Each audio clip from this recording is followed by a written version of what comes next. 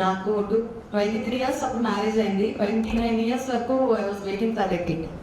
So ఎంత anxious feel అయ్యానంటే, and ఈకే doctor also I was so anxious. నేను హైదరాబాద్ యాక్చువల్లీ ఇక్కడ కాదు మన పెద్ద డాక్టర్స్ అని చెప్పి ఐ వెంట్ టు హైదరాబాద్ మందు టెస్ట్ ట్యూబ్ డెలివరీ సెంటర్. అన్ని టెస్ట్ లైక్ నో ప్రాబ్లం, దానికి ఎంఆర్బి ఎనీథింగ్ ఏమీ లేదు, no problem for us. So ఆ యాంగ్జియస్ ఎక్కువైంది, ఏం ప్రాబ్లం లేదు, బట్ ఐఎమ్ ఏం పెట్టాలి అనేసి చాలా ప్రాబ్లం ఫేస్ చేశాను. 2 times ఐవీఎఫ్ సెషన్స్ వెళ్ళాను.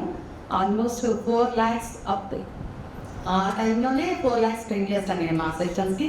I stayed in Hyderabad for 2 months ఆ ట్రీట్మెంట్ కోసం. అయితే living and career, profession career అంతా వదిలేసి ఐ స్టేడ్ దెన్. నేను అంతా హోల్సేల్ చేసుకొని 2 times సెటిల్ అయింది. I came back. మేడం ఊరికే కన్సల్ట్ అయ్యాను. మేడం కొంచెం యాంగ్జియస్ అంటే నా యాంగ్జియస్ని ఫస్ట్ తగ్గిస్తున్నారు. అసలు నన్ను పేషెంట్ కాదు, కూల్ ఒక ముందు నువ్వు కూల్ అని చెప్పేసి ఫస్ట్ నువ్వు ఇవన్నీ వదిలేసి ఫ్రెష్ మైండ్తో స్టార్ట్ చేయి, ఫస్ట్ ఫిజికల్ యాక్టివిటీ స్టార్ట్ చేయని చెప్తారు మేడం. అసలు ఈ రోజు నేను ఫిట్గా ఉన్నానంటే దానికి మీరు తీసుకుని ఈ స్మైల్ చేస్తుందంటే ఈ స్మైల్లో ఐ కెన్ సింగ్